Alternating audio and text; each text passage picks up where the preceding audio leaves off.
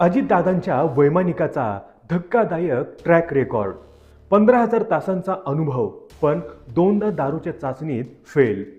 राज्याचे उपमुख्यमंत्री अजित पवार यांच्या विमानाला 28 जानेवारीला झालेल्या भीषण अपघाताने संपूर्ण महाराष्ट्र हादरला असतानाच आता या प्रकरणाने एक वेगळेच आणि गंभीर वळण घेतले आहे. या दुर्दैवी विमानाचे सारथ्य करणारे मुख्य वैमानिक, pilot in command captain Sumit Kapoor यांच्या कारकिर्दीबद्दल धक्कादायक माहिती समोर आली असून व्हीव्हीआयपी सुरक्षेत मोठी हलगर्जी झाल्याचा संशय व्यक्त केला जात आहे. नेमकं प्रकरण काय? कॅप्टन सुमित कपूर हे विमान उड्डाण क्षेत्रातील एक अनुभवी नाव होते.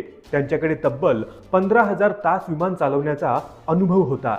मात्र त्यांचा हा अनुभव त्यांच्या शिस्तीपेक्षा त्यांच्या चुकांमुळे जास्त चर्चेत राहिला आहे. एअरलाईन्सच्या भाषेत सांगायचे तर त्यांचा रेकॉर्ड क्लीन नव्हता. दोनदा ब्रेथ ॲनालायझर टेस्टमध्ये दोषी.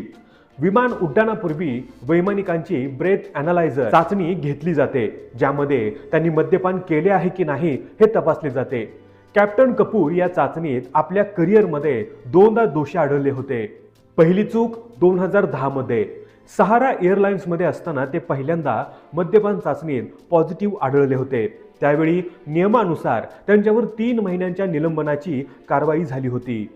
दुसरी चूक आणि 3 वर्षाचे निलंबन 2017. पहिल्या घटनेतून धडा न घेता 2017 मध्ये दिल्लीहून गुवाहाटीला जाणाऱ्या उड्डाणापूर्वी ते पुन्हा मद्यपान करून ड्युटीवर हजर झाल्याचे सिद्ध झाले. या पुनरावृत्तीमुळे डीजीसीएने अत्यंत कठोर पाऊल उचलत त्यांचे लायसन्स तब्बल 3 वर्षांसाठी निलंबित केले होते. व्हीव्हीआयपी सुरक्षेशी खेळ का? सामान्यतः राज्याचे उपमुख्यमंत्री किंवा अतिमहत्त्वाच्या व्यक्तींचे विमान चालवताना ज्या वैमानिकाचा रेकॉर्ड 100% स्वच्छ आहे त्यालाच परवानगी दिली जाते. मग ज्या वैमानिकाचा परवाना दारू पिऊन विमान चालवण्याच्या प्रयत्नामुळे 3 वर्ष जप्त होता, त्याच्या हाती अजित पवारांच्या सुरक्षिततेची जबाबदारी का दिली गेली? VSR व्हेंचर्स कंपनीने त्यांची नियुक्ती करताना या रेड फ्लॅग्सकडे दुर्लक्ष का केले? आता या संपूर्ण प्रकरणाची आता एअरक्राफ्ट ॲक्सिडेंट इन्व्हेस्टिगेशन ब्युरोद्वारे कसून चौकशी सुरू आहे. अपघाताच्या दिवशीही नियमांचे उल्लंघन झाले होते का, याचा तपास करण्याचे मोठे आव्हान यंत्रणांसमोर आहे. मात्र या खुलाशाने विमान वाहतूक क्षेत्रातील सुरक्षेवर गंभीर प्रश्नचिन्ह निर्माण झाले आहे. मित्रांनो, या व्हिडिओबद्दल तुमचं मत काय आहे हे आम्हाला कमेंट करून जरूर कळवा.